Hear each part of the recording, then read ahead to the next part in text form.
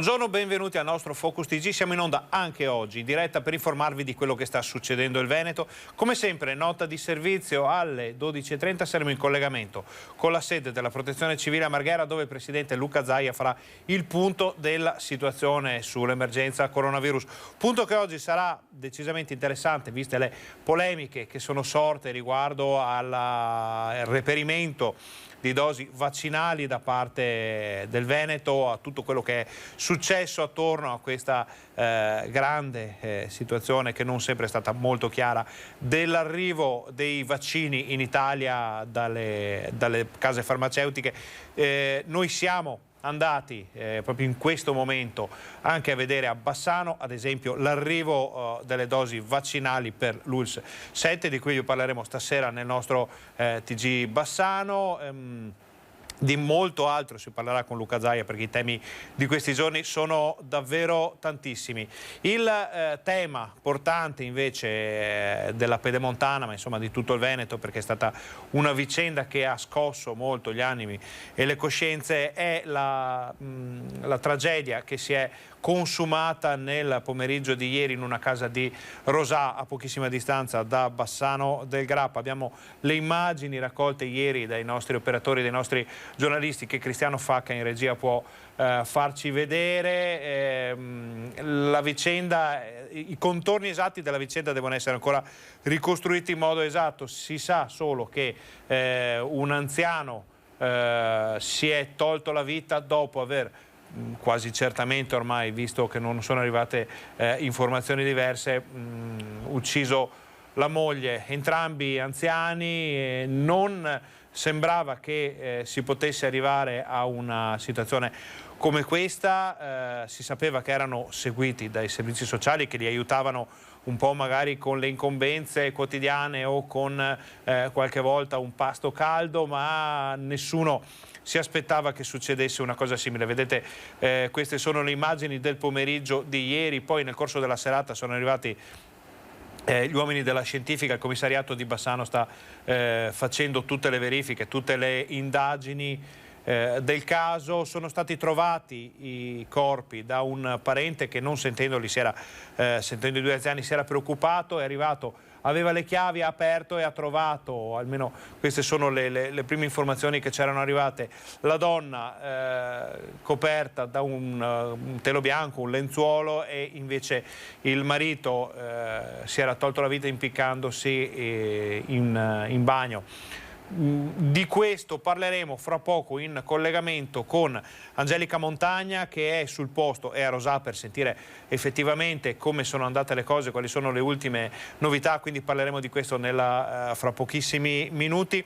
Adesso dovremmo essere in collegamento con la nostra redazione di Padova, perché a Vo, epicentro, possiamo chiamarlo così, della prima fase dell'emergenza coronavirus in Veneto, iniziano è un po' spiacevole chiamarle celebrazioni, però insomma delle iniziative legate al fatto che proprio dopodomani sarà un anno di coronavirus in Veneto. Ricordiamo tutti quel 21 febbraio, quando emerse l'evidenza dei primi casi proprio a Vo. Noi eravamo sul posto con le nostre telecamere, ci saremo oggi, ci saremo anche domenica, perché ci saranno delle iniziative, la prefettura, le scuole, ci saranno anche delle iniziative in collaborazione con i privati per ricordare chi ha perso la vita e chi ha sofferto in questo anno davvero molto difficile. Vediamo che non siamo ancora collegati con Chiara Gaiani, quindi approfittiamo del fatto che sempre la redazione di Padova, tramite la nostra Valentina Visentin, ci ha inviato un contributo di un'inaugurazione che c'è stata oggi a Piove di Sacco. Valentina era sul posto, si è conclusa da pochi minuti e ci ha inviato questo contributo. Sì, buongiorno da Pieve di Sacco, siamo all'esterno dell'ospedale dove pochi minuti fa sono stati inaugurati un nuovo reparto di odontoiatria di comunità e un nuovo letto macchinario super tecnologico destinato alla terapia intensiva del reparto di cardiologia. Si tratta di un angiografo molto tecnologico che aiuterà nella diagnostica i medici del reparto di cardiologia.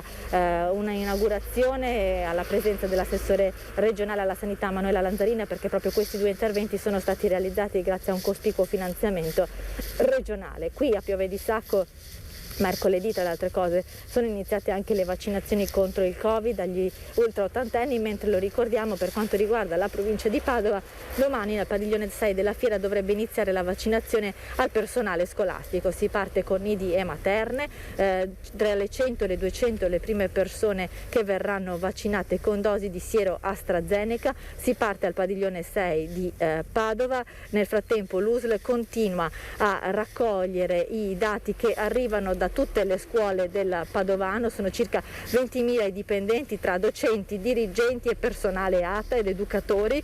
Parliamo sia di scuole pubbliche che di scuole paritarie e private, quindi un imponente schieramento di persone che dovrebbe essere vaccinato, ma al momento la dotazione di siero AstraZeneca dell'USL 6 di Padova si assesta sulle 8.000 dosi, e queste dosi poi dovranno essere necessarie anche per i richiami, per il secondo richiamo. Da Padova è tutto, restituisco la linea allo studio. Torniamo in studio, questa era la novità di questa mattina da Piove di Sacco. Naturalmente nei nostri telegiornali, nei telegiornali dei nostri emittenti di questa sera avremo tutti gli approfondimenti anche su quello che è stato detto questa mattina a Piove di Sacco. Allora, non riusciamo ancora a metterci in contatto con Vo, dove sappiamo che in questo momento dovrebbe esserci una cerimonia musicale con i ragazzi delle scuole. Speriamo possano arrivare immagini al più presto, perché ci hanno detto le persone che sono sul posto che è una cosa molto, molto forte, molto coinvolgente. Allora, in attesa dei nostri colleghi, noi vi parliamo anche della cronaca quotidiana, perché sono arrivate alcune notizie questa mattina. C'è stato ad esempio un incidente di cui chiedo di mostrarvi alcune foto a Cristiano Facchi in regia. Alle 6:50 di questa mattina i Vigili del Fuoco sono intervenuti lungo la statale 309 Romea a Campagnalupia per un incidente, coinvolti 5 mezzi leggeri, 6 le persone ferite. Queste sono le immagini che ci arrivano dai Vigili del Fuoco. I pompieri sono arrivati da Mira e da Mestre e hanno messo in sicurezza i mezzi utilizzando cesoie, divaricatori e martinetti idraulici. Hanno estratto da un furgoncino trasporto persone dalle auto 3 persone rimaste incastrate. Vedete, questa immagine proprio riguarda l'estrazione di uno dei conducenti rimasti incastrati. Tutti i feriti sono stati assistiti dal personale sanitario del SUEM e trasferiti in ospedale. I carabinieri hanno eseguito tutti i rilievi del caso. Durante le operazioni di soccorso il traffico è rimasto bloccato. Le operazioni sono andate avanti fino a questa mattina alle 8. Vediamo ancora alcune fotografie, ma i feriti, ci fanno sapere i Vigili del Fuoco, non dovrebbero essere in gravi condizioni. Poi la nostra redazione di Venezia seguirà anche questa vicenda. Torniamo in studio. Allora, collegamenti questa mattina vanno un po' a rilento. Siamo certi che fra poco saremo collegati con Rosà per le novità sulla tragedia che si è consumata ieri in paese. Ricordiamo l'omicidio-suicidio di cui abbiamo parlato poco fa, di cui parleremo in modo molto più diffuso nei nostri telegiornali di questa sera. Adesso però noi facciamo una brevissima pausa pubblicitaria, quindi state con noi. Torniamo fra pochissimo.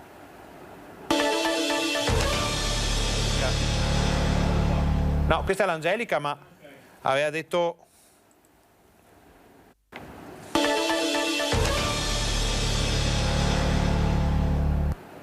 Buongiorno, bentornati al Focus TG. Siamo in onda in diretta anche oggi per informarvi di quello che sta succedendo in Veneto. Come vi avevamo annunciato pochi minuti fa, siamo collegati con il municipio di Rosà, dove Angelica Montagna è con il sindaco Paolo Bordignon per approfondire, chiarire, farci capire che cos'è successo ieri in via Cadolfin. Buongiorno.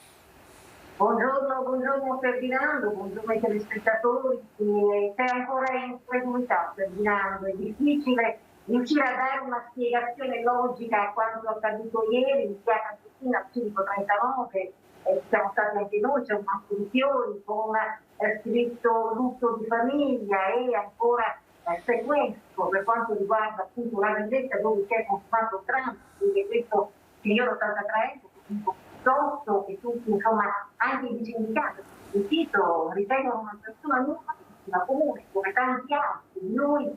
Ebbene, questa vendetta, essendo piuttosto vecchio, probabilmente anche viene di turno, sorella del questo, sorella blocca di sfornare, prima probabilmente sulle 13, almeno sono quella che è l'autopsia di due cadaveri, ricordiamo la moglie Rattin Antonia di 80 anni trovata supina in camera da letto, addirittura il suo omicida, che è il marito stesso, ha avuto la fortezza poi di coprire il suo corpo questo la dice lunga, e poi è sceso nel Babano Caldaia e si è tolto la vita in peccato.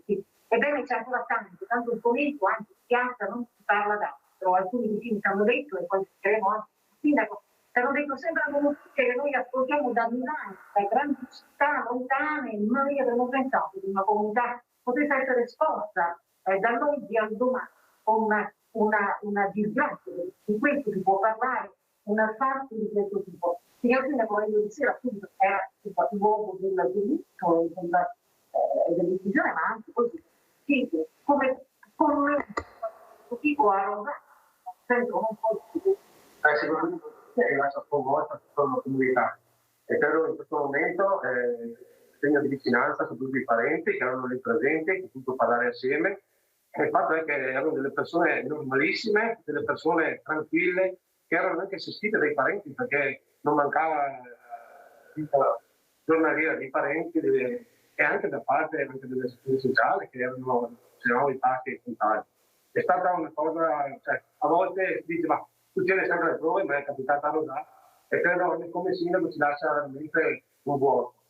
Perché in questo momento l'unica cosa che possiamo dire è di lasciare il silenzio, il lutto, il rispetto soprattutto, anche se la comunità è molto esposta su questo. Ecco, noi abbiamo preso anche dei modi particolari, naturalmente passano le ore, più si riesce un po' a capire anche quello che è successo, abbiamo capito che insomma questo signore è venuto di sotto, ha preso un coltello da cucina, ha un taglionetto, insomma, al lavoro, la moglie, ha posto fine alla sua vita, poi ha preso il coltello, ed è accettata anche un certo pensare. E sappiamo anche che questa coppia era una coppia addirittura che si era ritrovata dopo 30 anni.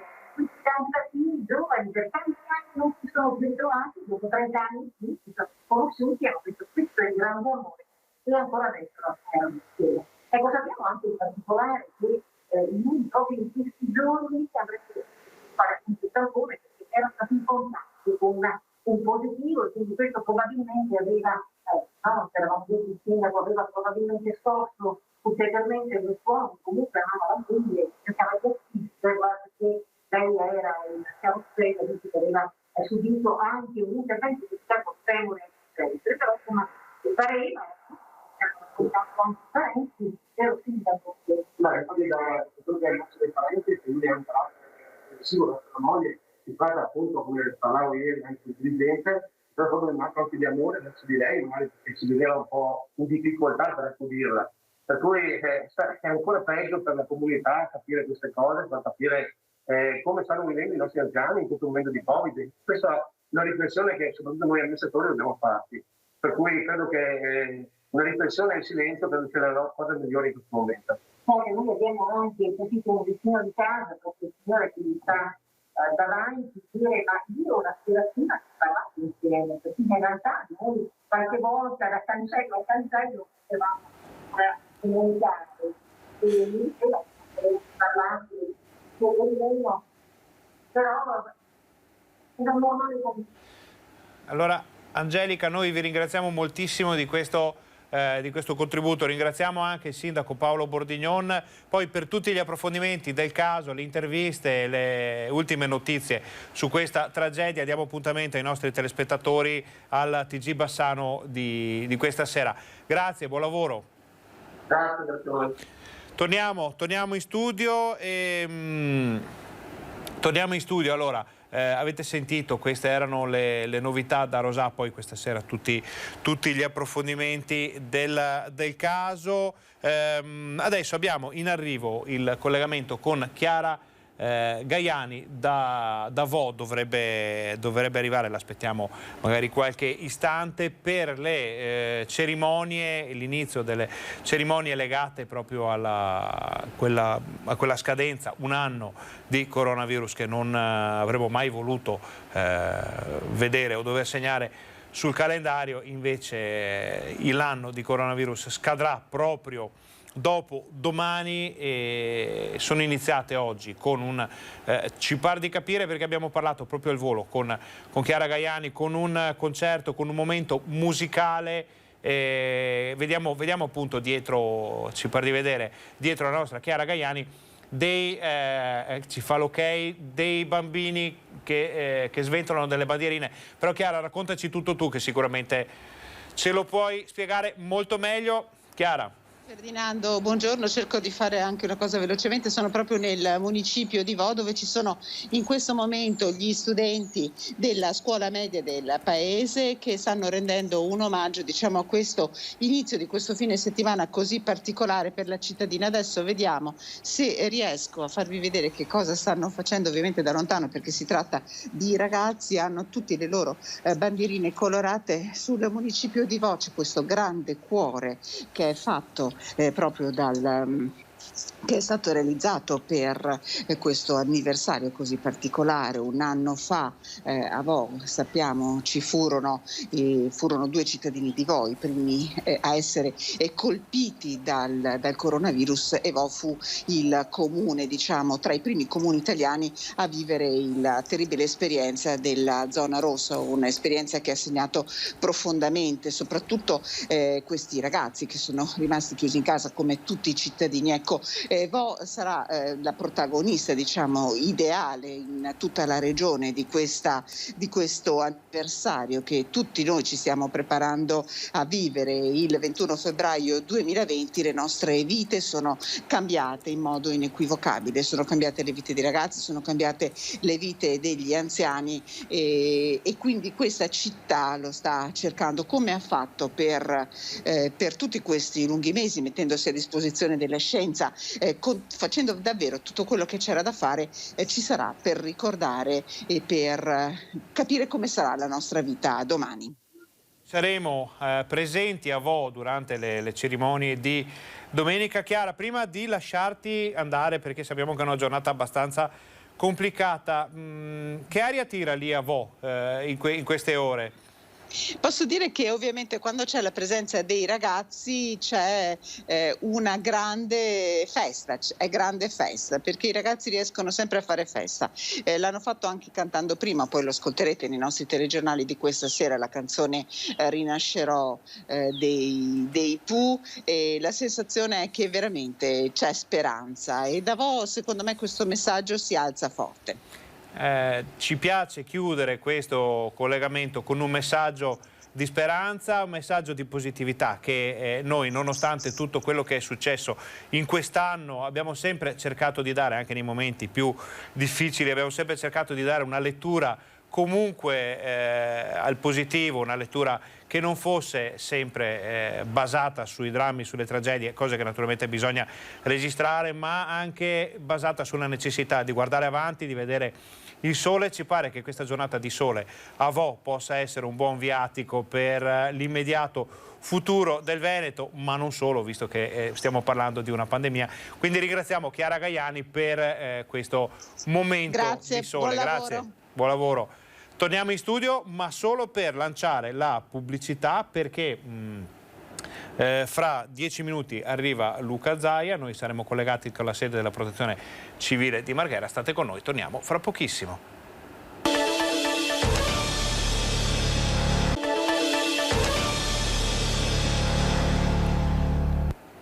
Buongiorno, bentornati al nostro Focus TG. Siamo già collegati con la sede della Protezione Civile di Marghera, dove il presidente Luca Zaia farà fra pochi minuti il punto della situazione legata all'emergenza coronavirus. Prima di sentire le novità andiamo però a sentire il cosiddetto riassunto delle puntate precedenti, ovvero che cosa aveva detto Zaia nell'ultimo punto stampa disponibile sui vaccini e sulla situazione legata all'emergenza. La domanda ancora più semplice che ci toglierebbe ogni imbarazzo: potete dichiarare che tutto quello che non è distribuito dall'Europa non è vaccino? È finita lì, Chiudiamo la cartellina, perdiamo poco tempo, evitiamo di andare a chiedere codici. L'affare si fa sempre più grosso, e non solo perché le dosi di vaccino sul mercato sono tante, 27 milioni, ma anche perché al gruppo di regioni che spingono per la strada dell'acquisto parallelo si è aggiunto anche il Trentino. E allora Zaia, che ha ribadito oggi in conferenza stampa di non aver visto le carte né di conoscere l'identità degli intermediari, questa volta si rivolge direttamente alle case farmaceutiche. Noi abbiamo un obbligo etico e morale di verificare, perché neanche la possiamo liquidare e dire ma lasciate perdere. E potrebbero darci una mano le big pharma dicendo tutto quello che non è nel circuito europeo non è vaccino. Cioè uno saprà a chi gli ha dato i vaccini.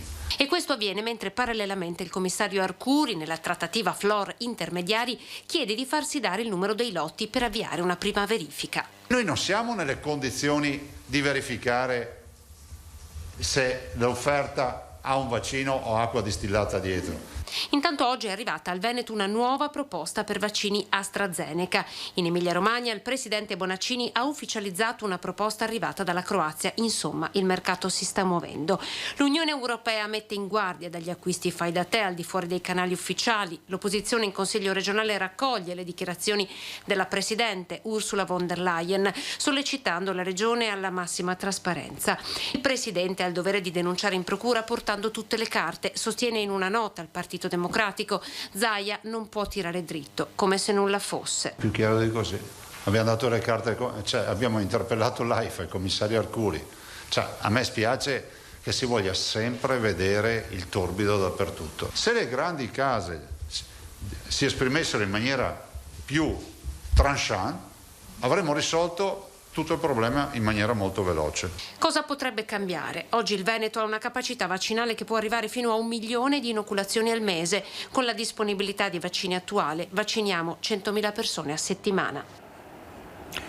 Allora, prima di andare a vedere la conferenza stampa di Luca Zaia nella sede della Protezione Civile di Marghera, diamo un occhio ai dati che ci arrivano dalla regione, questa volta sul turismo. Dopo vediamo i dati dell'emergenza coronavirus, perché c'è stato un crollo davvero notevole fra il 2019 e il 2020, che potete vedere: 71 milioni di presenze crollate nel 2020 a 32, 20 milioni di arrivi crollati nel 2020 a 7,9, variazione del 54% addirittura in meno per quanto riguarda le presenze, variazione del 61% in meno per quanto riguarda gli arrivi. Questi sono dati ufficiali che ci arrivano dalla regione. Vedete questo grafico ancora più impietoso, perché ci mostra la montagna del 2019 e decisamente molto male nel 2020. Ovvio che marzo, aprile, maggio, i mesi del lockdown dell'anno trascorso hanno portato veramente... Vedete la differenza che c'è, una situazione gravissima nella nostra regione. Questi sono tutti i dati, poi magari li vediamo bene nei telegiornali di questa sera. Vedete le presenze che riguardano mare, le città d'arte, il lago, la montagna, le terme, il Veneto in generale. Veneto che può offrire, ma questo lo sappiamo già, una vasta gamma di proposte al turista sia nazionale che internazionale. Le presenze registrate, le variazioni, queste le vedete, un drastico calo nelle presenze degli stranieri, questo con tutte le province. E per quanto riguarda invece il turismo di prossimità, insomma, è andata male anche in questo caso. Federico Caner, assessore regionale al turismo, dice: dobbiamo ripartire convinti che il virus non ha intaccato i nostri punti di forza. Torniamo in studio dopo questa Brutta notizia, non ci sono altri modi per definire quel che sta succedendo con il turismo in Veneto. E prima dell'arrivo di Luca Zaia andiamo adesso a vedere i dati, sì, quelli dell'emergenza coronavirus, naturalmente sono quelli riferiti a ieri sera alle 17, perché come sempre il Presidente Zaia fornisce i dati dal momento del suo arrivo. Come sempre vediamo, grazie alla regia di Cristiano Facca e Alessandro Costacurta, la situazione delle ultime ore. Allora, 272 nuovi casi positivi riscontrati con i tamponi nel pomeriggio di ieri, siamo a 21.755, siamo sotto quota 22.000, che è un'ottima notizia. 324.160 le persone positive dall'inizio dell'emergenza coronavirus in Veneto, quindi in un anno, fra 2 giorni potremo fare le statistiche esatte dell'anno appena trascorso. 292.729 cresce il numero dei negativizzati, dei guariti, purtroppo cresce anche il numero dei decessi, sono 9.676 dall'inizio dell'emergenza coronavirus. Scendiamo nella seconda parte della tabella, dove vediamo anche la situazione degli ospedali del Veneto. Allora, 1268 persone ricoverate in area non critica in questo momento, un ulteriore calo rispetto ai dati della mattina precedente, quindi meno 15 in area non critica. Sono 453 che si sono negativizzate e 815 che sono ancora positive. Qui la forbice si stringe sempre di più, quindi vuol dire che sono sempre di più i negativizzati in area non critica. Per quanto riguarda la terapia intensiva, la situazione resta purtroppo immutata, vuol dire che è la conferma che uscirne non è proprio facile quando si rende necessario l'ingresso in terapia intensiva. Sono 137, di cui 36 pazienti che si sono negativizzati e 101 invece che sono ancora positivi al coronavirus. Ecco, questi sono i dati di ieri pomeriggio. La differenza, dicevamo, 15 ricoverati in meno in area non critica e 3 terapie intensive in più. Naturalmente 3 è il bilancio, vuol dire che ci sono stati ingressi e uscite che portano a un più 3. Qui il dato è meno vistoso, scende meno rispetto a quello della terapia dell'area non critica, ma purtroppo si sa, continuano a essere registrati decessi in Veneto. Altre 18 persone hanno perso la vita con il coronavirus nel pomeriggio di ieri. Sappiamo che la curva si basa poi sono vari step, quello dei decessi purtroppo è l'ultimo a calare, ma di questo parliamo con Luca Zaia. Vi lasciamo al governatore. Eccolo qua, buongiorno.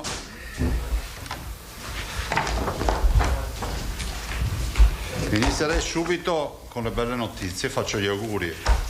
Il compito è domani, ma non secondo noi possiamo fare domani. Noi abbiamo un conterraneo, il signor Albino Bianchi, che domani fa 107 anni. Di Verona, quindi ci teneva che lo ricordassimo e facciamo i preauguri. Ecco, facciamo così. Il signor Albino Bianchi di Verona, 107 anni, bella età. Allora, partiamo subito col bollettino. Test rapidi 2.987.336. Test molecolari, quindi tamponi molecolari, 3.941.416. Nelle ultime 24 ore i positivi sono stati 657, che corrispondono, rapportati a 27.341 tamponi fatti, al 2,40% di incidenza. Vuol dire che se abbiamo una piazza con 1000 persone, 2 persone,40, brutto da dire, meno di 3 persone hanno una potenziale positività. Il numero di positivi dal 21 febbraio, domenica è l'anniversario peraltro, 324.545, che sono stati ovviamente ritrovati da oltre 6 milioni di tamponi, anzi 7 milioni di tamponi. Positivi ad oggi calano ancora, sono calati di altri 3.000, 21.487.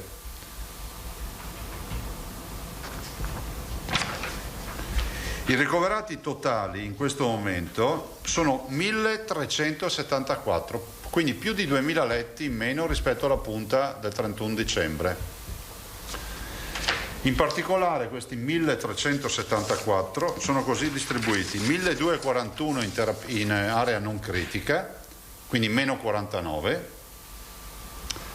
e 133 meno 2 in area di critica terapie intensive. Se vi interessa, nelle terapie intensive ci sono esattamente 98 positivi dei 133 e nell'area non critica di positivi ce ne sono 7,90 su 1247. Le persone decedute purtroppo sono più 32 e il totale dei dimessi sono 15.000, quindi persone dimesse e guarite, 15.582.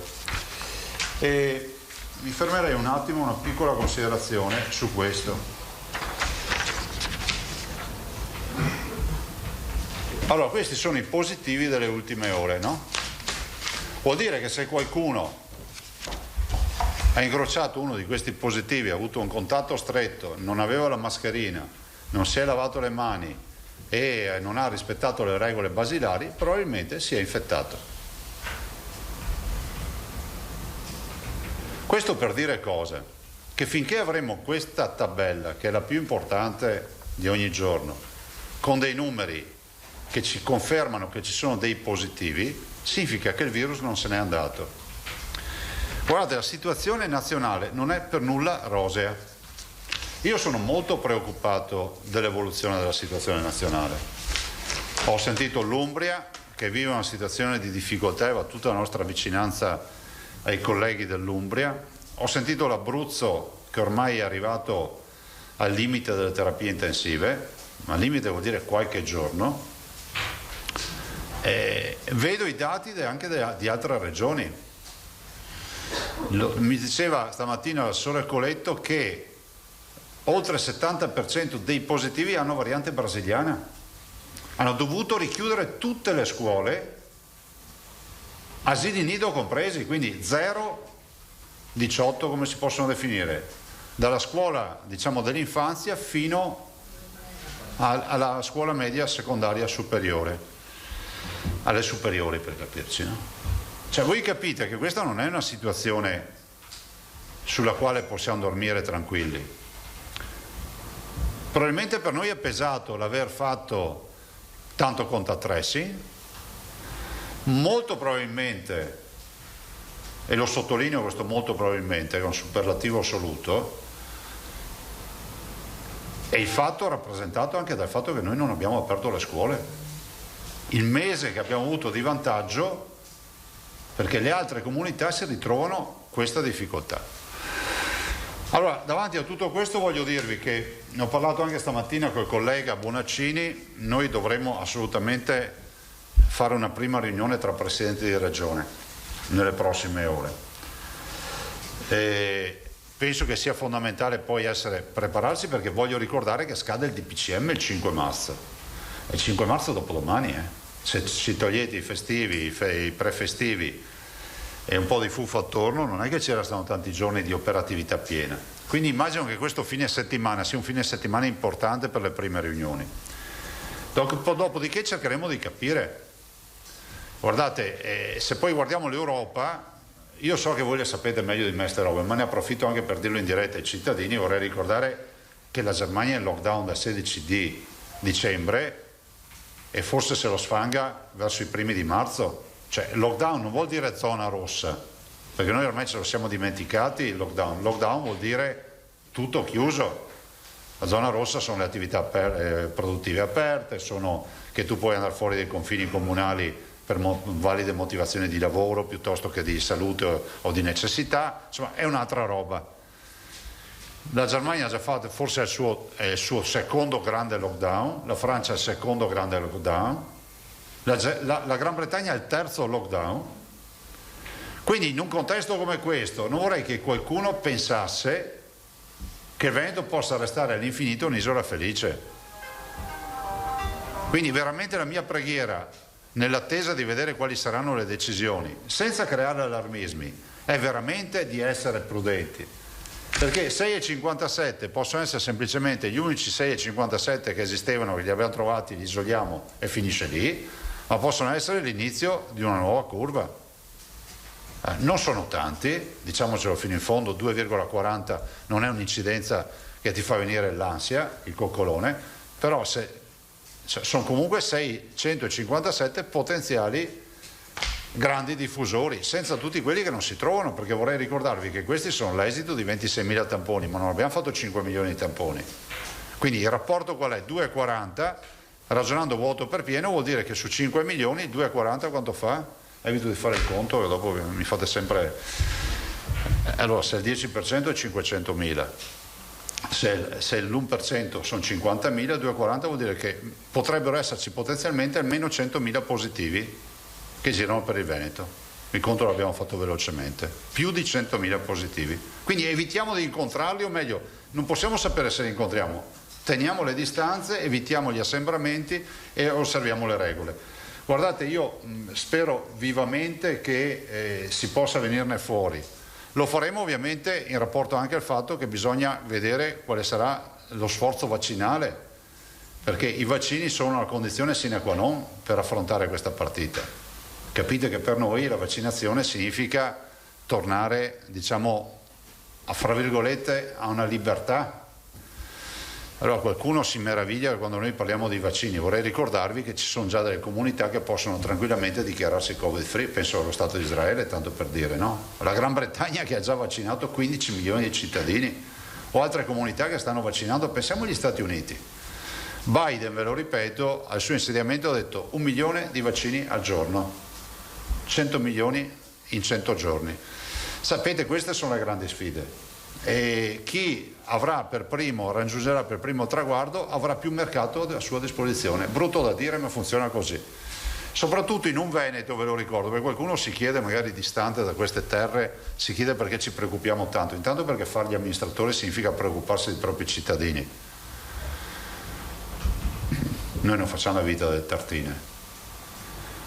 E poi perché quando tu hai la prima industria in Veneto, che è il turismo, e sai che il 66% dei turisti sono stranieri, capisci da solo che o gli garantisci il Covid free oppure il tuo come potenziale cliente internazionale qualche perplessità o qualche problema lo può avere. Non vi parlo delle imprese che da noi sono sostanzialmente tutte internazionalizzate o di prima mano o di seconda mano, tutte dipendono da mercati internazionali. Questa è una regione sulla quale appunto va ricordato si contano 160 miliardi di PIL all'anno. Qualcuno dice ma è scandaloso sentire parlare di miliardi, di queste robe, ma sentite, servono per mangiare, per vivere, per aprire le scuole, per dare i trasporti, per curare i cittadini. Cioè non vorrei che qualcuno avesse disconnesso la sua mente e pensasse che il denaro sia avulso dalla nostra vita. Cioè il valore che i nostri lavoratori e i nostri imprenditori creano, i nostri cittadini creano, è un valore che si traduce in sanità, istruzione, cultura, ambiente, territorio, tutto quello che vedete. Non solo a livello locale ma anche nazionale, perché il Veneto è anche un contribuente netto, lascia 15 miliardi all'anno a Roma. Sui vaccini io non ho grandi novità, nel senso che come forse ci raggiunge il dottor Flor che oggi è andato dai NAS, aveva l'appuntamento con i NAS e quindi è andato dai NAS. Se ci raggiunge poi vi darà lui aggiornamenti rispetto al coso. Come sapete, lo ripeto per l'ennesima volta, io non ho avuto nessuna interlocuzione con i potenziali intermediari o proponenti, definiamoli così. Non ho mai voluto neanche vedere la corrispondenza, lo potete chiedere al dottor Flor, anzi era presente anche l'assessore Lanzanico, ha sempre detto questa roba della struttura è giusto che la segua la struttura, abbiamo totale fiducia nel dottor Flor, abbiamo sempre detto legalità come abbiamo sempre detto a voi, no? Dopodiché noi facciamo il nostro dovere, perché se uno suona il campanello, cos'è che si dice? Chi è? Noi abbiamo fatto la stessa roba, al punto tale che in tempi non sospetti, senza dirlo a nessuno, avevamo scritto ad AIFA. Il 3 di febbraio noi abbiamo scritto ad AIFA. Abbiamo detto guarda che c'è sta roba, chiediamo un'autorizzazione a vedere se si può. Non abbiamo negoziato prezzi, anzi il dottor Flor mi ha detto non ha fatto nessuna negoziazione, non ha fatto nulla di nulla, perché siamo in attesa di autorizzazioni. Abbiamo sempre detto, che tutti capiscano bene, che noi non siamo nelle condizioni di sapere se è buono o meno, per cui abbiamo sempre detto che ci vuole un ente terzo che valuti se poi le eventuali proposte di fornitura sono valide. Tanto è vero che abbiamo interpellato AIFA dopo 10 giorni ci ha dirottato dal commissario, e il commissario correttamente ha detto bisogna farci dare il dottor Flor ovviamente l'ha detto, bisogna che si faccia dare i numeri dei lotti. Il dottor Flor li ha chiesti, punto. Dopodiché, sentite, vi svelo un piccolo segreto di Pulcinella. Ho chiesto io al dottor Flor di scrivere a INAS il 12 febbraio, quindi c'è anche corrispondenza che abbiamo anche avvisato INAS, nel senso che abbiamo avvisato INAS il dottor Flor ha scritto INAS e ha scritto, vi informo che abbiamo scritto ad AIFA perché c'è sta roba, appunto, nell'ottica della leale collaborazione fra le istituzioni. Peraltro posso anche aggiungere una cosa, mi permetto di dire una cosa che dovrei dire in punta di piedi e ho il massimo rispetto per il lavoro della magistratura. Ben venga l'operazione che fa Perugia, perché finalmente farà chiarezza e ci metterà nelle condizioni di capire, visto che qualcun altro non l'ha voluto fare, di capire se siamo davanti a un popolo di milantatori, o peggio ancora di truffatori, o peggio ancora di persone che non hanno ben capito cosa stanno facendo, oppure se tra i tanti ci sono anche coloro che magari effettivamente qualche cosa di buono, di vaccino ce l'hanno, ma questo non ve lo sappiamo dire noi. Quindi io auspico che questa verifica fatta tramite INAS sia profonda e sia anche incisiva, perché una volta per tutte si finisce di sentire i discorsi da stadio, sapete quelli che sentite su in tribuna, no? Guardate, noi siamo a bordo campo, abbiamo la responsabilità e vi ho dato i due scenari. Se ti offrono qualcosa hai l'obbligo di verificare se è vero o no, perché sapete, io le ho viste alcune attività fatte post prima fase, anche voi se fate mente locale le avete viste. Avete visto quando intervistavano qualcuno che diceva ma io ho offerto le mascherine e nessuno mi ha dato retta, io ce le avevo le mascherine, cioè si capovolgeva la situazione. Da un lato c'era chi era accusato di averle comprate in maniera roccambolesca, dall'altro chi diceva di averle offerte e di non aver avuto nessuno che rispondeva. Allora, mai accadrà che qualcuno dirà in giro che la Regione del Veneto non ha risposto alla chiamata sui vaccini. Dopodiché, sono vaccini o acqua distillata, queste frasi vi ricordo, lo ricordo soprattutto a quelli collegati che magari si collegano solo oggi e pensano di aver scoperto l'acqua calda. Ve le ho dette fin dal primo giorno, quante volte vi ho detto? Se è acqua distillata o sono vaccini, ce lo dirà chi è preposto a dirselo, di certo non noi. Come è pur vero che stiamo davanti a un farmaco e prima di andare a acquistare un farmaco bisogna avere la certezza matematica che sia tale, perché comunque viene inoculato ai cittadini per la loro salute. Punto, tutto qua. Io non ho altro da aggiungere, non fatemi altre domande sui vaccini, perché non potrei aggiungere altro, perché se arriva il dottor Flor vi dà aggiornamenti, onestamente non so neanche se ha avuto risposta sui lotti, vi dico anche questo, per cui non so, perché l'ho visto di sfuggita stamattina, mi diceva che aveva l'appuntamento, anzi ce l'aveva già detto ieri che aveva l'appuntamento con i NAS che di riferimento sono su Treviso e quindi non so, è che ce le avevano forse un po' tardi, 10:30, 11, però mi ha detto che forse contava di riuscire ad arrivare per mezzogiorno e mezzo. Prego, avete domande? Zambon, adesso faccio io l'ordine secondo le mani. Comincia Zambon che è stata la prima. Prego. Buongiorno. Buongiorno. Capisco che dobbiamo aspettare il dottor Flor per qualche dettaglio in più, ma non abbiamo idea quindi se abbia avuto risposta o meno sul numero dei lotti, stava dicendo? No, non lo so Martina, non lo so. E la lettera invece che lei ha chiesto di scrivere in AS il 12 febbraio era una comunicazione? Dettagliamo un po' meglio? No, diceva, noi Regione ho detto avvisare in AS che a me sembra fondamentale che era stata inoltrata una lettera ad AIFA per questo motivo, in modo tale che avessero contezza di quello che stava succedendo. E l'incontro di oggi invece, che ha questo legame, parte appunto da Perugia? Guardate, io non lo so, immagino che sia legato al fatto di Perugia e al fatto che oggi si incontri con i NAS a Treviso. E porterà le carte, porterà i nomi di questi signori che io non conosco. Cioè, ieri ho detto, se mi torturassero perderei la vita perché non so neanche i nomi di questa gente qua. Quindi il dottor Flor non le ha comunicato se i nomi da cui parte l'inchiesta di Perugia sono gli stessi che si sono fatti vivi anche qui, o se ce n'è almeno uno? Ma penso che non lo sappia neanche, non so neanche quale sia. Mi sembra di aver capito che da Perugia partiva in virtù di una segnalazione su un nome, ma non so neanche se fa parte dei nomi che hanno contattato. Che abbiamo ricevuto noi. Vabbè, speriamo di... Guardate che il meccanismo delle segnalazioni è stato molto semplice. La stragrande maggioranza chiamava direttamente in segreteria, cioè non è che abbiamo fatto tutte queste fatiche. Cioè, ve lo posso anche dire, vi ho fatto un esempio che è proprio tutto veneto, di un genitore che chiama e dice: mia figlia lavora presso questa Big Pharma negli Stati Uniti, forse c'è la possibilità di avere un contatto diretto per avere vaccini. Preso l'indirizzo, girato al dottor Flor, il dottor Flor il giorno dopo ci ha detto: guardate, l'ho contattata, ho parlato con i responsabili e hanno detto di no, basta, chiuso. Cioè, questi sono i contatti che ha avuto. Le chiedo un'ultima cosa. Prego. Di fronte a settimane intere in cui questa iniziativa del Veneto e anche di altre regioni è stata anche aspramente criticata, questione morale, li sottraiamo a qualcun altro, è una situazione opaca, lei sta pensando di dire: fin qui ci ho provato ma mi fermo? Adesso no, guardate, noi abbiamo fatto il nostro dovere e penso che sia fondamentale fare il proprio dovere, cioè male non fare, paura non avere. Cioè non siamo andati a rubare, non siamo andati al mercato nero, non siamo andati a mercanteggiare, non abbiamo fatto nulla di tutto questo. Abbiamo raccolto delle istanze, abbiamo avvisato le autorità che le istanze venivano lavorate e abbiamo chiesto la validazione. Punto. Cioè, cosa dovevamo fare?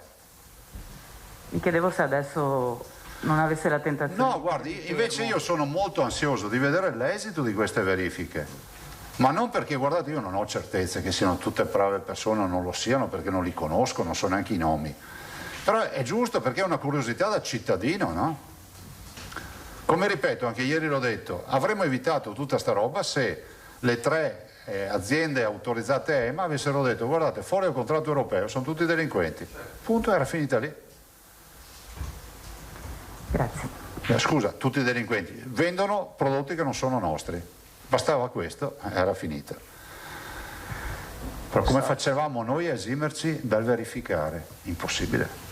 Potremmo essere accusati, perdonatemi, accusati, fra virgolette, perché non abbiamo commesso nessun reato, potremmo essere stati, come si dice, eticamente e moralmente accusati se avessimo fatto tutto in segreto e poi fosse arrivato qualcuno di voi e avesse detto: io ho scoperto che state trattando, ma non abbiamo fatto nulla di tutto questo.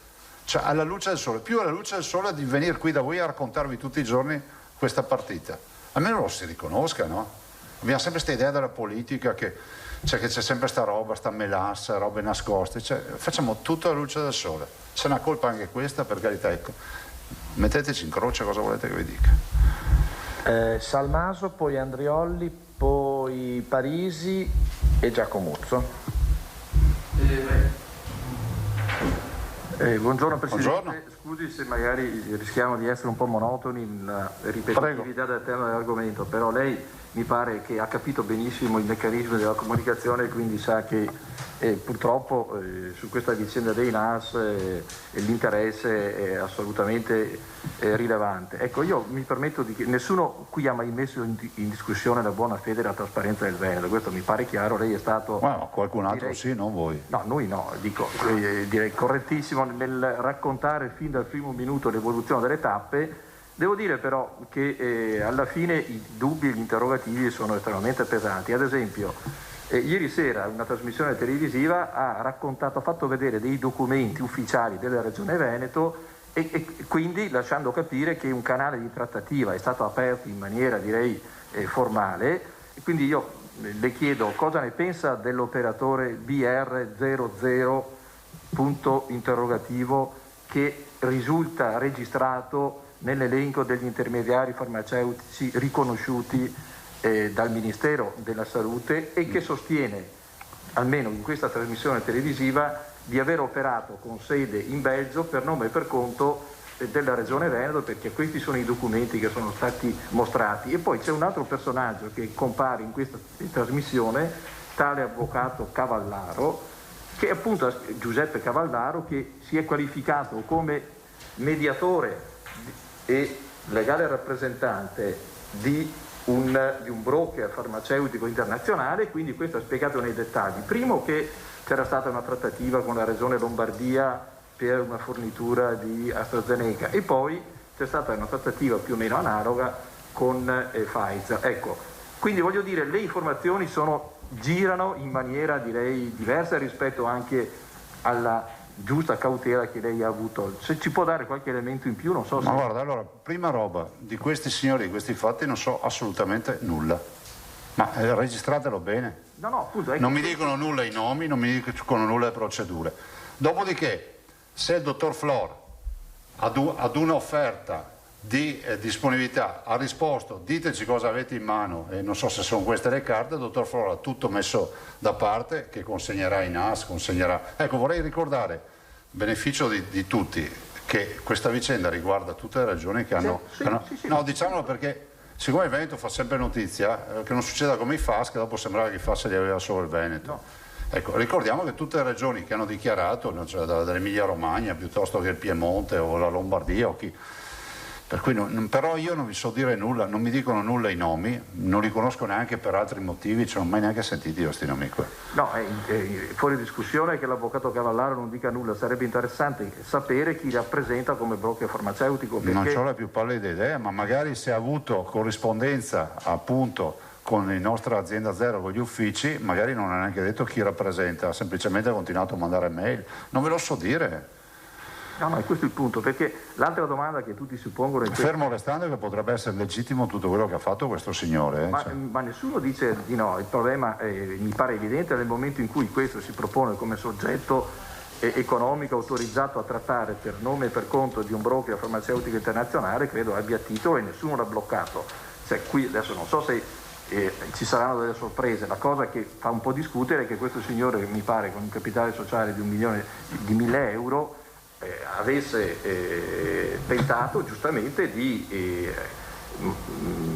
opzionare, se questo è il termine, contratti farmaceutici per valori estremamente rilevanti, cioè stiamo parlando di centinaia. Ma lo dovete chiedere a questo signore, perché no, e anche a chi ha fatto la trasmissione. Pensavo che lei... La Regione Veneto non ha opzionato nulla, non ha scritto nulla, di cosa stiamo parlando? Cioè è che... Flora è stato chiaro ieri, è venuto qui, tu non c'eri, ha dichiarato noi non abbiamo neanche iniziato le trattative, appunto, perché non siamo autorizzati a farlo, punto. Ecco. E quindi voglio dire, il fatto che lei abbia informato preventivamente i NAS probabilmente può aver dato una svolta anche a queste inchieste. Ma non ve lo so dire, magari l'hanno fatto in autonomia, perché penso che non ci sia solo l'evento Veneto. Noi l'abbiamo fatto per correttezza, dicendo guardate che abbiamo chiesto ad AIFA un'autorizzazione a importare il farmaco da fuori. Sappiate che stiamo lavorando su sto fronte. AIFA dopo ci ha rimbalzati, per cui è fine.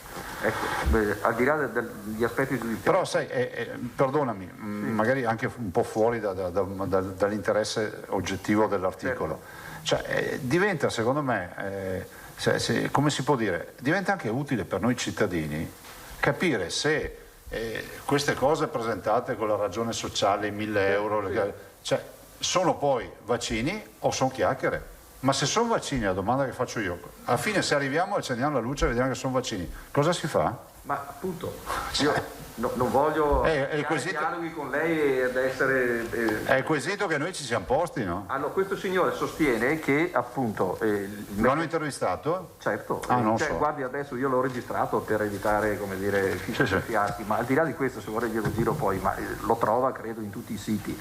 Cioè, nel momento in cui questo signore sostiene che per muoversi sul mercato secondario c'è bisogno di una lettera di incarico formale arrivato da una regione, perché lui dice i governi non possono trattare al di fuori di quello che ha stabilito l'Unione Europea, invece le regioni dal suo punto di vista hanno potestà giuridica. L'ha detto anche la commissaria europea. Perfetto, benissimo, dice allora io devo avere la garanzia che la regione che mi affida l'incarico sia assolvibile, quindi serve una lettera internazionale. Vogliono verificare se... Vabbè, ma questo è tutto post. Benissimo. Non siamo arrivati neanche ai preliminari. Allora la domanda è questa, cioè questi 27 milioni di dosi, da dove saltano fuori se Pfizer ha tagliato le forniture e tutto il mondo è come dire con l'acqua. Ha tagliato le forniture. A me risulta che Pfizer... L'Italia l'ha tagliata del 20%, e questo è il punto. No, scusa. A me risulta che Pfizer ha scritto all'Italia, ha detto ci sono forniture in più, siete interessati? Arcuri venerdì 12 ha risposto di sì.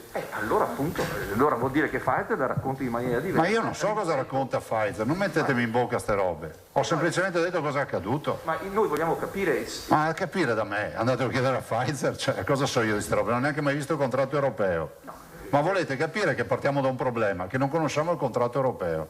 Benissimo. Questo è il vero tema. Io resto ad un'ANSA, poi cedo la parola ai colleghi, ad un'ANSA pubblicata noi oggi e i giornali ieri di Pfizer, che dice: noi teniamo rapporti soltanto con i governi ufficiali. Bene, allora questo lascia intendere che molto probabilmente le dosi prodotte e negoziate con l'Unione Europea sono già tutte commercializzate, usando questo termine, e che il mercato non dispone di altre forniture. In realtà non è così, perché giustamente... Ma non sono io che so qual è la produzione di Pfizer, quali sono i contratti, se ci sono concessionari, se c'è gente licenziataria che può andare in giro, se c'è qualche fondo di investimento che al suo interno è riuscito a sottoscrivere delle opzioni per dei vaccini. Cioè stiamo parlando di multinazionali, che c'è una roba paurosa, cioè, cosa volete che... È come se stessimo qui a parlare del futuro di McDonald's piuttosto che di Coca-Cola, cioè facciamo fantasie, cioè, avete capito?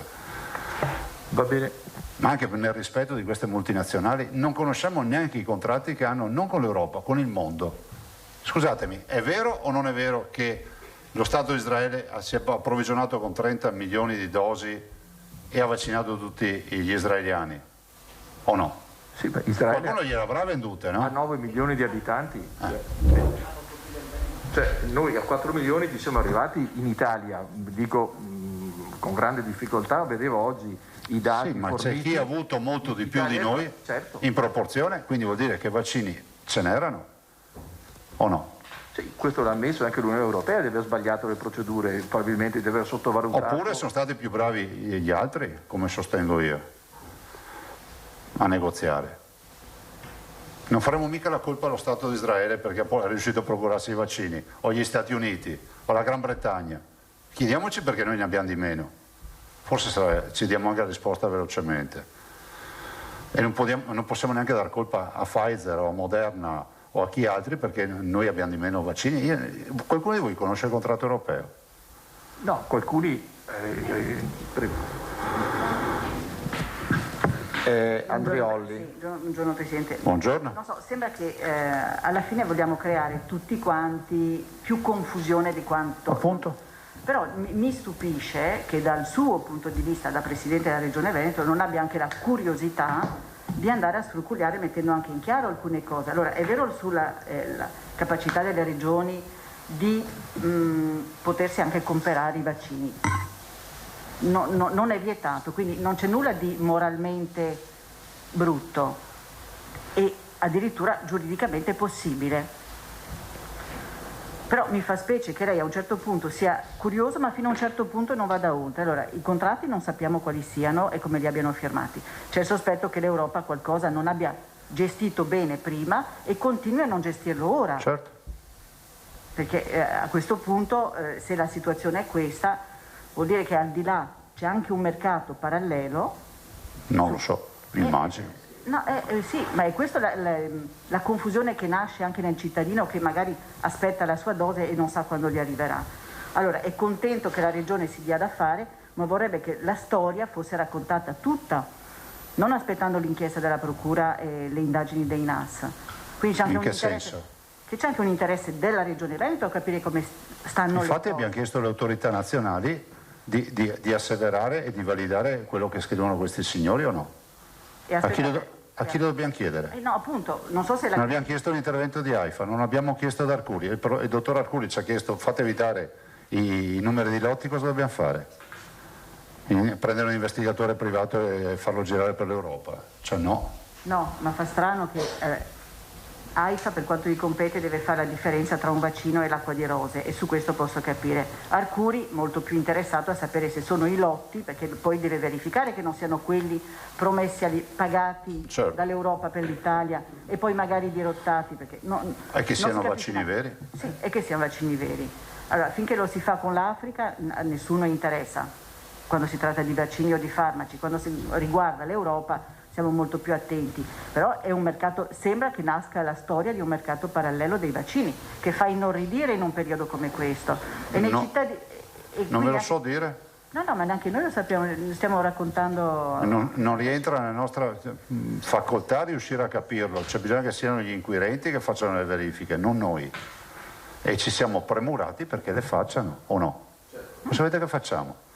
Dopodiché io penso che si sta anche veloci. Ripeto, a monte bastava una dichiarazione di chi produce vaccini e dice: guardate, questi non sono vaccini, era finita. Cioè, mettetevi anche nei nostri panni, cosa dobbiamo fare? Adesso espiare una colpa perché ci siamo preoccupati. No, un'ultima domanda, poi giuro che non parlo più. Siete riusciti in questa interlocuzione a capire l'eventuale fornitura di questi 27 milioni di dosi che secondo appunto gli intermediari ci sono sul mercato, in quali tempi potrebbero arrivare? Cioè, non ve lo so dire. Ecco, se sono vaccini che arrivano tra una settimana, perché se arrivano a maggio non ne so nulla. È evidente che ci sono sul mercato, perché da qui ad aprile le cose cambieranno in maniera decisamente considerevole. Ecco, questa era una curiosità per sapere se poteva essere una fornitura importantissima per l'Italia per superare questa fase di strozzatura iniziale, o se invece giustamente le aziende, collocando sul mercato prodotti con una strategia a lungo e a medio termine, cercano di vendere lotti per periodi successivi, come rientra nei loro giusti programmi aziendali di pianificazione, insomma. Non ve lo so dire, perché non so neanche se siano arrivati a formulare, diciamo, una simil proposta dettagliandola così, non lo so, ma è bene che io non lo sappia, no? Perché ci si lamenta sempre dei politici che si occupano di fatti amministrativi. Questo è un fatto amministrativo, se la vedono gli uffici, cosa volete che vada io a occuparmi delle trattative per la regione? Ma non esiste. Guardate, io mi ricordo quando sono stati comprati i respiratori, anche lì era immorale andare a comprare respiratori, ma abbiamo salvato la vita delle persone. E questa è una situazione simile, no? Vi ricordate? Perché poi noi abbiamo una memoria abbastanza labile, no? Vi ricordate che era proibito comprare qualsiasi fornitura di mascherine e respiratori nella prima fase? Perché non ce lo ricordiamo più. Ma tu non potevi andare a comprare, dovevi aspettare la fornitura nazionale. Dopodiché arrivarono gli intermediari ad offrire e tutti un po' sono riusciti a comprare in maniera ufficiale, con degli avvisi, eccetera. Perché è una situazione simile. Ovvio che oggi c'è di mezzo un farmaco, è roba molto più seria. Se Andrioli ha terminato, Parisi? No, non ha terminato. Prego. Volevo allargare un attimino, oggi è il giorno dei colori. Veneto sì, brava, grazie. Ecco, almeno così abbiamo qualcosa da raccontare di... Sì, guardate, sui colori noi abbiamo degli indicatori, come dicevo anche ieri, che ci fanno assolutamente pensare che saremmo in zona gialla. Abbiamo dei tassi di occupazione sia delle terapie intensive che dell'area non critica decisamente bassi rispetto ai due parametri che sono 40% per l'area non critica e 30% per le terapie intensive, cioè superato il tasso di occupazione del 30% delle terapie intensive scatta il warning, no? Scatta l'allarme. Quindi noi abbiamo tutti i parametri bassi, abbiamo sul 10%, 10-12% per entrambi. Il rischio penso che sia basso in questa fase, perché sapete abbiamo un rischio basso, moderato, alto, quindi è da zona gialla. Ad oggi è da zona gialla, però sapete, siamo ormai circondati. Siamo ormai circondati. Da scusa? Ah, Assisi. Avevo capito da Siri io. Ho detto, cosa dice? No, ma guardate, adesso io non so se ci sono anche altre zone arancioni. No, avevo capito Siri. Ho capito Assisi. Ma con la mascherina... No, dicevo, comunque considerate che abbiamo l'Alto Adige, però Val d'Aosta in bianco, quindi... Sì, abbiamo l'Alto Adige che è una situazione pesante. Il ministro, che io ho sentito anche stamattina, comunque ha annunciato nei scorsi giorni che comunque qualche zona arancione ci sarà in più. I dati non sono sicuramente in calo a livello nazionale, questo è poco ma sicuro. Quindi Mirva, per rispondere alla tua domanda, Prudentemente possiamo dire che sarà zona gialla. L'ora del verdetto è il pomeriggio, no? Ma di solito sì, il pomeriggio, tardo pomeriggio. Ci sarà ISS, l'Istituto Superiore di Sanità, CTS, tutto il giro e via. Di solito sì. Siete più informati di noi. Andreoli, ok? Sì, un'ultima cosa. Prego. Ci tranquillizza nella fotografia regionale e poi ricorda sempre, allargando l'orizzonte, che in Italia non siamo messi benissimo, poi se guardiamo in Europa siamo anche messi peggio. Sì. Come riuscire a far capire ai cittadini che dipende sempre dai nostri comportamenti, per cui non mollare la presa vuol dire anche non muoversi, non assembramenti, non feste, e farlo capire soprattutto a chi dall'altra parte della barricata ci vive, perché è il suo mestiere, il suo lavoro. Ma sai, cioè, nel momento in cui noi abbiamo abbandonato una zona con restrizioni, penso l'arancione piuttosto che la rossa, la responsabilità da collettiva passa alla responsabilità soggettiva, no? Se tutti noi a quel punto non siamo più in zona rossa, non siamo più con restrizioni, dobbiamo cominciare a capire che dipende da ognuno di noi. È un fatto di senso civico, ma i veneti ormai la conoscono questa partita. Non possiamo dire che vediamo in giro gente senza mascherina, perché non è vero. La mascherina si porta, bisogna stare attenti agli assembramenti, puntare al distanziamento sociale, insomma fare le solite cose che si fanno sempre, che stiamo facendo da un anno ormai. Sì, però da fermi vuol dire anche far morire il turismo, cioè è la contraddizione stessa. Io non ho la bacchetta magica, se ce l'avessi avrei già risolto il problema del Covid. Il turismo, guardate, oggi perde 35.000 posti di lavoro, è la prima industria in Veneto con 18 miliardi di fatturato, e penso alla montagna, alla tragedia che sta vivendo. Pensate che abbiamo i mondiali di sci, è come se non ce li avessimo. Martedì c'era il carnevale, l'ultimo di carnevale, è come non ci fosse stato. Penso che abbiamo un evento mondiale a Cortina, è sicuramente rilanciato a livello internazionale, ma non lo stiamo vivendo come dovremmo viverlo. Io sono convinto che le Olimpiadi a questo punto, per fortuna che ce le abbiamo, perché pensate che sono da qui ai prossimi 5 anni avremo le Olimpiadi, quindi saranno veramente, io spero, la sublimazione e la definitiva chiusura di questa partita. Avremo la fortuna di avere un evento mondiale come le Olimpiadi, quando altri avranno la loro montagna, come si vede, sfiancata, e non sapranno come rilanciarla. Parisi. Ve le ricordate le polemiche sulle Olimpiadi quando... l'ho detto anche da non lo sapevo. Ma guardate, vi ricordate quando ho lanciato la candidatura di Cortina, che era stata una mia idea?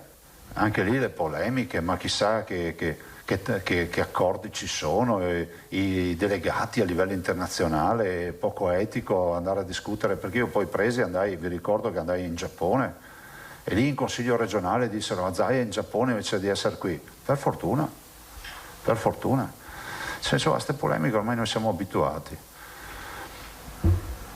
Parisi di nuovo. Buongiorno. Presidente.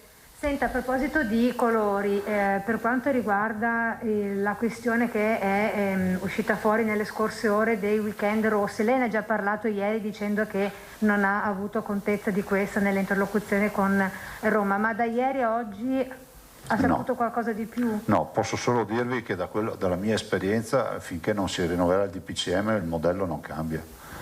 Può accadere che ci siano delle zone rosse locali, ma quelle dipendono da situazioni epidemiologiche, non da DPCM o regolamenti.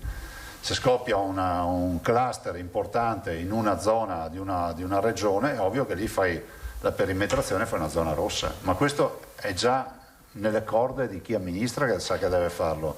Per cui, siccome ha fatto la Lombardia, hanno fatto altre realtà, ha fatto l'Umbria ad esempio, no? Ha fatto delle zone rosse.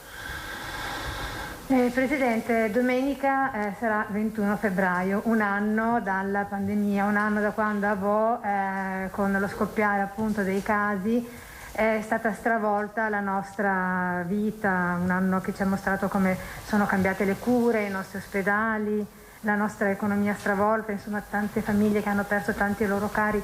Questo anno che cosa le ha lasciato, cosa le ha insegnato, anche in virtù di questa, diciamo così, intraprendenza del Veneto nel voler essere in prima linea per cercare di dare sollievo ai veneti? No, guarda, a me sembra che intanto l'intraprendenza sia gradita dai veneti, ma non ai non veneti. Perché vedo che ogni roba che facciamo è un problema. Il problema è far tutto ormai qua in questo paese. Nonostante ci sia, come si può dire, un faro che è quello della legalità e del rispetto delle istituzioni. Considerate che per i vaccini, io ho detto al dottor Arcuri, guarda, se sono vaccini veri sappi che questa è una fornitura nazionale per quel che mi riguarda. Però al di là di questo, detto questo, io dico che non dimenticherò mai quest'anno. È un anno nel quale noi siamo stati privati della nostra libertà. È un anno che noi non abbiamo vissuto da liberi. È un anno che per molti di noi, o se quasi tutti noi, si è tradotto in un incubo. È un anno che se qualcuno avesse iniziato a prospettarselo un anno fa, avremmo detto guarda, rinchiudi questo perché c'è qualcosa che non funziona. Mai avremmo pensato di vedere un paese che si chiama Vo, un comune che si chiama Vo, il mio saluto a tutti i cittadini di Vo fra l'altro, perimetrato da un'ordinanza del Presidente della Regione con i militari che controllavano i varchi. Mai avremmo pensato di fare 7 milioni di tamponi. Mai avremmo pensato di avere 3.400 ricoverati in ospedale che vivevano la difficoltà di una persona che sta affogando. Voi avete una dimensione di cosa significa avere problemi respiratori. Mai avremmo pensato di dover programmare più del raddoppio delle terapie intensive di una regione che storicamente ha sempre avuto quelle. Mai avremmo pensato che il modello sanitario che abbiamo disegnato per certi versi ci ha salvato per la sua efficienza, ma per altri ci fa fare dei ragionamenti. Vi faccio un solo esempio. Avete notato che c'è stata una stagione nella quale l'ospedale è stato vissuto come un grande centro di happening commerciale, la parrucchiera, il bar, la libreria, che è una bella idea, no? Però abbiamo capito che negli ospedali ci devono entrare solo i malati. Mai andremo oggi a realizzare un ospedale con queste tutte divagazioni sul tema. Quindi torneremo probabilmente a quella corrente architettonica che è stata definita dal brutalismo, dove l'ospedale sarà un parallelepipedo molto efficiente, diciamo performante sotto il profilo delle cure, durerà magari di meno perché poi sapete gli ospedali si riempiono di batteri, si riempiono di patogeni e quindi dovranno necessariamente, c'è la sanificazione. Fino a che punto possiamo pensare che si possa trascinare la vita di una struttura che ha comunque vissuto in mezzo a virus, a batteri o altro? E quindi verranno divorati e ricostruiti. E mai avremmo pensato di vivere un evento storico che ha una frequenza inferiore a una grande guerra mondiale. Le pandemie si contano sulle dita di una mano, le pandemie mondiali. Mai avremmo pensato di passare le nostre giornate a parlare di morti, di terapie intensive e di ricoverati. Mai avremmo pensato di girare con la mascherina. Vi ricordate all'inizio che parlare di mascherina sembrava quasi un tabù? Addirittura fecero la polemica al collega Fontana perché fu il primo a mettersi la mascherina in un video. E allora venne fuori il tema del procurato allarme, l'allarmismo, è un sindrome simile influenzale. Insomma, guardate, quest'anno è stato duro, lo è stato per tutti noi cittadini. Noi ci sentiamo la responsabilità delle cure dei veneti, i cittadini si sentono la responsabilità del poter portare a casa la pagnotta alle proprie famiglie, gli imprenditori si sentono la responsabilità di poter pagare lo stipendio ai propri lavoratori. Però è stata un'esperienza, tra tanta negatività ha avuto un aspetto, diciamo, bello, che è stato quello che abbiamo riscoperto una comunità. E guardate che il popolo veneto è venuto fuori tutto in questa vicenda e penso che tante cose, tanti risultati non li raggiungevamo se non c'erano i veneti coalizzati contro questo virus.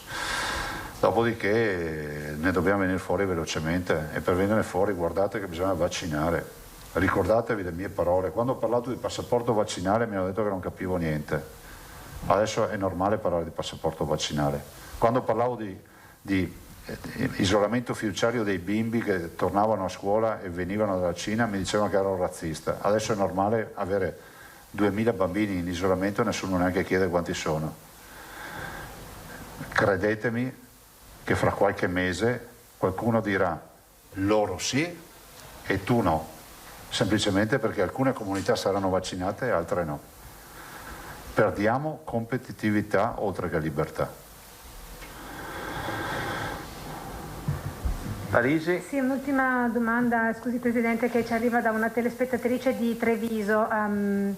Siamo ancora nella situazione in cui a molti familiari non è permesso andare a trovare le loro mamme, eccetera, in questo caso la mamma, Casa in di una riposo. RSA, sì.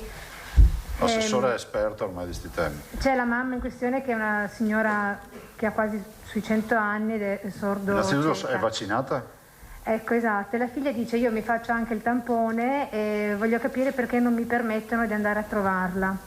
No, stiamo proprio con la dottoressa Russo e con l'area sanità e sociale, la direzione sociale, stiamo predisponendo un protocollo nuovo per le strutture, perché è chiaro che adesso ci sono le strutture che sono vaccinate, la maggior parte insomma sono vaccinati ospiti e anche operatori, a parte quelli che sono ancora positivi e quindi devono essere vaccinati dopo. Comunque c'è una buona protezione oggi come numeri, allora abbiamo detto che bisogna assolutamente che ritorniamo con le dovute cautele, quindi tampone piuttosto che mascherina, distanziamento, insomma comunque tornare a riaprire le visite, quindi stiamo proprio cercando di buttare giù un nuovo protocollo e io mi auguro che nella settimana prossima riusciremo proprio per permettere la riapertura dove è possibile. È chiaro che se ci sono dei nuclei positivi dobbiamo essere più attenti, dobbiamo essere ancora attenti, però ecco, la volontà è quella di andare in questa direzione, con le cautele dovute, però è di andare in questa direzione. Grazie. Prego. A questo punto abbiamo Vanzan e Giacomuzzo e Moscati al termine, grazie.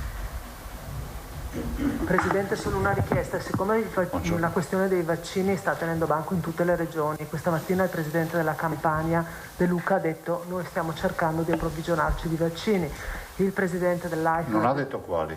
No, ha detto genericamente vaccini e ha detto però senza tanta propaganda.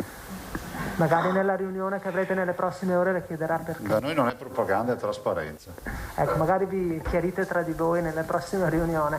Mentre il presidente di AIFA, l'Agenzia del Farmaco, sostiene che le multinazionali, le big pharma come le chiama lei, hanno stabilimenti in tutto il mondo.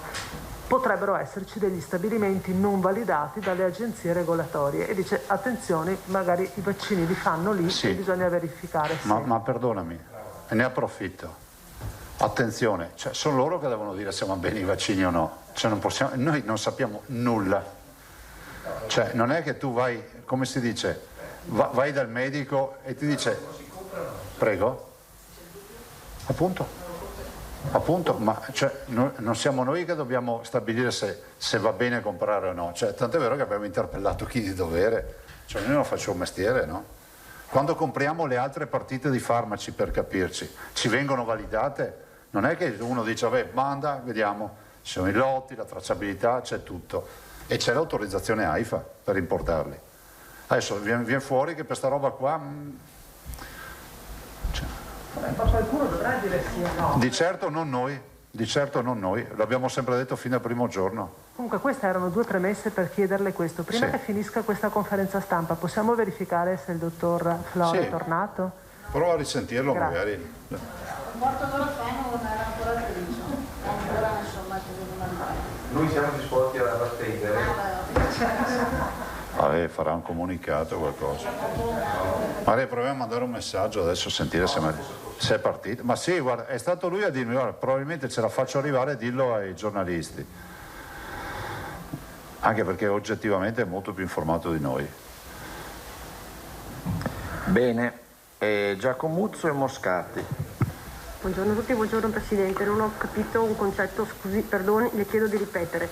Perché la Regione ha sentito l'esigenza di scrivere ai NAS e informare i NAS il 12 di febbraio? Ma in via assolutamente di leale collaborazione tra le istituzioni. E siccome l'abbiamo fatto in tempi non sospetti, non spetta... Perché è una prassi, non lo so. Ma no, ma lo facciamo 1,5 miliardi di volte, solo che oggi se parliamo di vaccini a tutti gli interessa dei vaccini.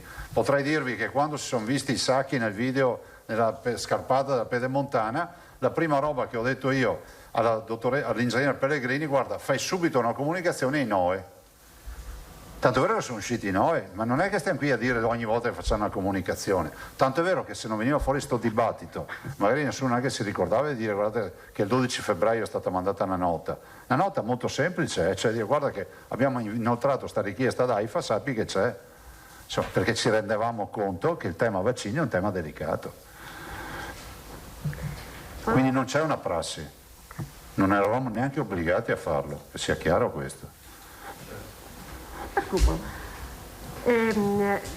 Lei diceva prima di aver avuto modo di sentire il suo ex assessore alla sanità, sì, Coletto, che peraltro è in Umbria, da dove è partito tutto, da dove sta partendo la procura per indagare, ma anche per il peggio del peggio, come ci diceva, è una regione messa male. Quindi volevo chiederle, uno, se Coletto ha chiesto aiuto al Veneto in qualche modo, visto che sono malmessi, e la seconda cosa, se comunque avete avuto uno scambio proprio sulle indagini della procura. No, guarda, Coletto mi ha detto: bene, guarda Luca, è scuola veneta, per cui anch'io non so niente, mi fa. Nel senso che è un rapporto, diciamo, intercettato dal dirigente che ha fatto la segnalazione. C'è stato Dario, il direttore generale. Sì. Che è Veneto. Sì, madonna, è stato il direttore dell'azienda ospedaliera di Padova. E ora Pavesi è in Lombardia, quindi il Veneto diventa... Te la studiato bene sta domanda qua? No, è uno più uno fa due. No, ti ha fatto una rincorsa. Questa volta facciamo 3. Bravissimo. Adesso tra un po' sarà colpa mia. Sarà colpa mia. Allora che sia chi...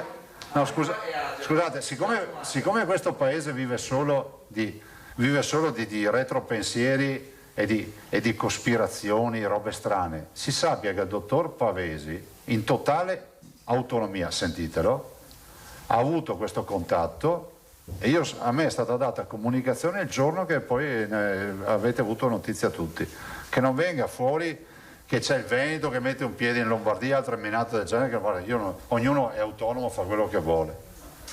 Ma è bene che il Veneto porti la propria scuola di medicina dopo i disastri in Lombardia. Finalmente la Moratti ha scelto un manager cresciuto in una scuola di medicina di altissimo livello. Martino, te occupavi del Veneto? No. Cosa sa dei disastri della Lombardia? Direi che purtroppo la statistica ci conforta questa volta, in termini di tasso di mortalità, intendo, insomma, e di epidemia. No, volevo... Sì, io non sto domandando... Povera, c'è l'unica che le fa. Lo so, tranquillo. Salmaso le porta via la parola. Era per chiedere non dico nulla. gli aiuti, Presidente, se ci sono richieste di aiuti da parte di una o di altre regioni al Veneto? Sì, scusami, no, scusa perché poi scherzando con Albino. No, guarda, allora, rispetto ai vaccini no, fra l'altro anche Coletto, ma ho visto che lo hanno dichiarato anche sui giornali, se non ho letto male, ha detto vabbè, se c'è poi un canale che si verificherà efficiente noi ci siamo, ricordatevi di noi. Mi ha anche annunciato che, però non vorrei dire una cretinata perché non ho ancora visto la posta, mi ha annunciato che addirittura ieri, se c'è Federico può fare una verifica, la Presidente Tesei mi ha proprio scritto dicendo se mai capitasse che sono veramente vaccini noi ci siamo. Vabbè, è ragionevole, tutti noi governatori se avessimo dei vaccini in più vaccineremo i nostri cittadini. Io parlavo di vaccini, parlavo di aiuti. No, ho finito dei vaccini, adesso ti dico no, non abbiamo parlato, noi siamo sempre a disposizione, è ovvio. Considerate che per quanto riguarda l'emergenza sanitaria Covid esiste una struttura che si chiama la CROSS, quindi a livello nazionale si destinano i pazienti in base alle difficoltà e alle disponibilità. Per dire, noi nella prima fase qualche paziente, ma sto parlando veramente di tipo una decina di pazienti li abbiamo ricevuti dalla Lombardia allora, però eravamo anche noi messi male, quindi non siamo riusciti a aiutare la Lombardia come volevamo fare. Ci avevano chiesto un aiuto, se non ricordo male, quando noi eravamo in difficoltà a dicembre, non mi ricordo più che regione ci aveva chiesto un aiuto. Per il personale ha sempre l'Umbria? L'Umbria aveva chiesto comunque per il personale a tutta sì, aveva fatto richiesta alla protezione civile e anche lì non siamo riusciti perché vi ricordate avevamo gli ospedali strapieni, cioè come potevamo distogliere il personale dalle nostre corsie. Poi Presidente le volevo chiedere un'altra cosa riguardo questi incontri che avete intenzione di fare con gli altri suoi colleghi presidenti di regione. Qual è il focus? Se si parlerà anche di il rinnovo del DPCM. No, il rinnovo del DPCM. In termini di risarcimento ci sono novità? No, però sicuramente ne parliamo per questa storia delle piste da sci. Non riguarda tutti, però per noi è stato un problema. Insomma, le regioni del nord e anche del centro Italia comunque sono coinvolte.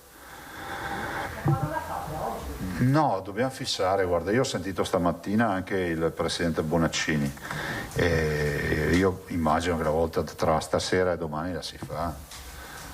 Se si può, se troviamo i numeri la facciamo. Parlo di conferenza dei presidenti.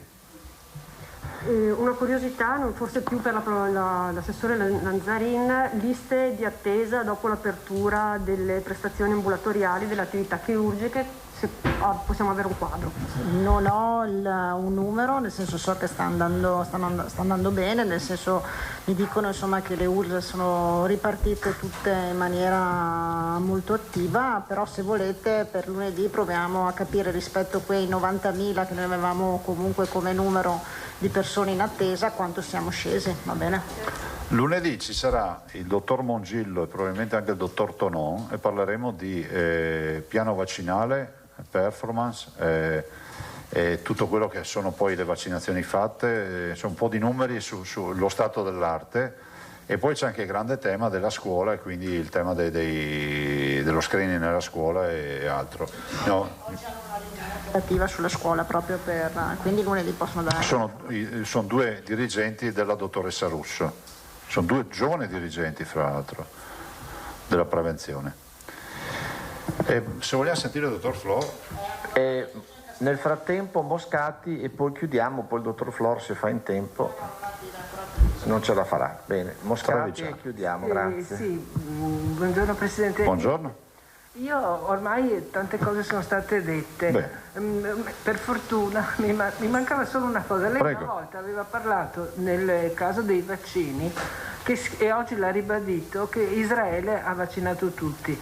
Non è che ci siano dei lotti appunto di stati, una volta l'aveva accennato, destinati a stati non gli lo avanzi, so. Cioè, no, già avanzato 3 vaccini. Non lo so. Guardate, a me spiace, sapete, che perdiamo tutti tanto tempo e mettiamo magari in angoscia anche qualche cittadino quando sarebbe sufficiente che le Big Pharma fanno una conferenza stampa e spiega tutto. Cioè vi chiamano, vi dicono tutto quello che vogliono ed è finita lì. Ma siccome anche loro hanno, la multinazionale, una catena di trasmissione che è lunga chilometri, e immagino che ogni movimento sia difficile, cioè, li capisco anche, no? Perché la comunicazione è una grande struttura, non è facile.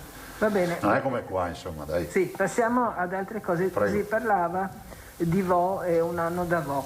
L'altro giorno, proprio nel preparare un pezzo su questo, mi sono rivista la famosa conferenza stampa del 21 aprile. Trovato la lettera? Aprile. Grazie. Non ho finito di dire perché. La famosa conferenza stampa del 21 aprile dove il dottor Crisanti era presente e aveva parlato della famosa telefonata tra di voi e di come era partita tutto quanto. E si era parlato della ricerca. Quella ricerca che poi quando io le feci una domanda dopo mi disse mai saputo più niente. Siccome a me pare, riguardando la conferenza stampa, che lei avesse detto che era finanziata anche dalla Regione Veneto. È finanziata dalla Regione. Ecco. Allora, siccome è anche interesse nostro saperne com'è finita, tra l'altro in base a quello screening che era stato fatto, eccetera, lo stesso Crisanti diceva che non si capiva come mai alcune persone che pur stando nella stessa famiglia di contagiati o di ammalati non si erano ammalate. Non si trattava solo di bambini ma anche di adulti, perché i bambini sicuramente fino ai 10 anni lui li aveva dati per immuni, che poi si è verificato che non essere esatto. Per cui siccome c'erano in ballo delle cose che poi invece l'unico scappato dai laboratori sembra sempre il virologo mediatico, perché alla fine invece di stare a fare gli studi c'è qualcuno che si preoccupa più di stare negli studi televisivi, ma vorremmo sapere se quell'interessantissimo e finanziato dalla Regione Veneto studio aveva portato a qualche... No, non glielo so dire, anche perché magari lo chiediamo alla dottoressa Russo lunedì, perché poi l'interfaccia è la dottoressa Russo. Perfetto. Non so, perché io ho visto la pubblicazione su Nature, ma non so poi che evoluzione c'è stata. Sì, esatto, ma poi ci mancava un pezzo dello studio, perché ovviamente essendo passato un anno bisogna capire... C'è stato anche, se non ricordo male, c'è stato anche il prelievo del sangue, quindi la ricerca serologica. Infatti, però non so, non parlo di roba che non so. Che aveva escluso che proprio i bambini, come quella volta avevamo ipotizzato, non si fossero contagiati perché l'avevano preso magari prima il virus, visto che all'epoca non si parlava, ma oggi è stato ben detto e ribadito che invece l'epidemia era iniziata molto prima. Ecco, quella era tutta ipotesi, però poi, essendo stato fatto il serologico, toglieva anche questi Sì, per vedere se avevano gli anticorpi, però non so quale sia l'esito. Allora aspettiamo la dottoressa. Invece una domanda per l'assessore Lanzarin, mi chiedono gli anziani del Don Vecchi di Mestre. Ecco. Nomi. No, sono tanti e mi chiedono quando potranno essere vaccinati. Vengono vaccinati sono per corte, quindi se vengono chiamati dovrebbe essere arrivata la lettera, quindi una settimana dopo l'altra. Adesso noi abbiamo le prossime settimane che saranno corte del 41, 40, poi raggruppano le corti assieme perché c'è meno popolazione insomma di quelle corti, quindi saranno chiamati a breve se hanno questa età. Se sono invece... No, sono over, mi parlano, mi è arrivato ieri questa notizia che sono tutti over 80. E allora arriveranno, saranno già arrivati, e qualcuno che era della corte del 41 probabilmente è già arrivato. E faranno tutti Pfizer o Moderna? Sì. Perfetto, grazie mille. Prego. Conclude Salmaso. No, una domanda di politica gliela posso fare, Presidente? Fino adesso cosa hai fatto? Abbiamo fatto sanità di altissimo livello. No, non hai fatto domande di politica, hai fatto politica, che è roba diversa. No. Beh, dicevano gli antichi che tutto è politica, quindi adesso evitiamo citazioni perché non c'è Filippo Tosato e quindi lui Facciamo gli auguri a Filippo, ecco. fra l'altro. No, mi permetto di chiederle questo, appunto, grazie infinite appunto per l'attenzione che ha dimostrato al nostro collega. Bene, detto questo, secondo lei la squadra di governo che rappresenta il Veneto deve essere rafforzata per quanto riguarda il suo partito? Ecco, ovviamente i poteri di nomina dei sottosegretari appartengono al Presidente del Consiglio, però non lo so, magari un'attenzione particolare alla sanità piuttosto che all'economia o al turismo, lei la richiede ancora o ritiene che possa andare bene così, insomma? Ma guarda, deve è un imperativo, no? Io dico che è ovvio, il Veneto più rappresentato è, meglio è, cioè, è ovvio questo, però ciò non toglie che non si possa prescindere, non prescindere dal fatto che ci sono poi anche dei numeri, ci sono una rappresentanza che deve essere distribuita a livello nazionale, per cui non so, ma guardate, io leggo come voi i giornali, che sia chiaro, cioè non è che partecipo a queste robe, no? Ne ho già a sufficienza per la regione. Prego. Bene, Andrioli conclude. Vabbè, se hanno da fare domande siamo qua apposta. No, ma DPCM. Noi vogliamo che arrivi Flo, per questo. No, lo andiamo a Federico, per favore, prova a fare the last call a Flor, dai, l'ultima chiamata. No, gli diamo appuntamento, che non si muove a Treviso, andiamo a trovarlo. Ecco, andate a Treviso, vi Scade aspetta il 5 marzo il DPCM del 16 Sì. gennaio. Che cosa temete cambi? Che cosa vorreste che restasse? Che cosa deve cambiare o che cosa deve restare? Ma sai, Milva, il vero tema è quale sarà la situazione epidemiologica che lo scrivendo DPCM si troverà a dover governare. Perché il DPCM è una sorta di abito sartoriale, no? Quindi se il tema sarà la mutazione brasiliana, l'inglese e un'epidemia importante, capite che il DPCM avrà delle regole più ferree per la vita di noi cittadini. Se invece ci permetterà di pensare già alla primavera è un'altra roba. Bisogna vedere cosa accadrà la prossima settimana. Però appunto con Bonaccini e gli altri presidenti quali sono gli aspetti che vorreste? Dobbiamo incontrarci, guarda. No, credimi, non c'è, il foglio è bianco, dobbiamo incontrarci, anche perché considerate che si siede il Veneto che potrebbe dire però il Veneto è anche solidale, cioè quando chiedevamo noi di avere misure, gli altri magari andavano bene e altri invece sono in grossa difficoltà. Immagino che l'Umbria si interviene o l'Abruzzo ci dice: oh ragazzi, guardate qua non vedo alba. Quindi cercheremo di trovare una misura, perché poi il virus non conosce confini, inutile che stiamo qui a pensare che si fermi sul Po, cioè non funziona così. Grazie signori, buon lavoro. Grazie.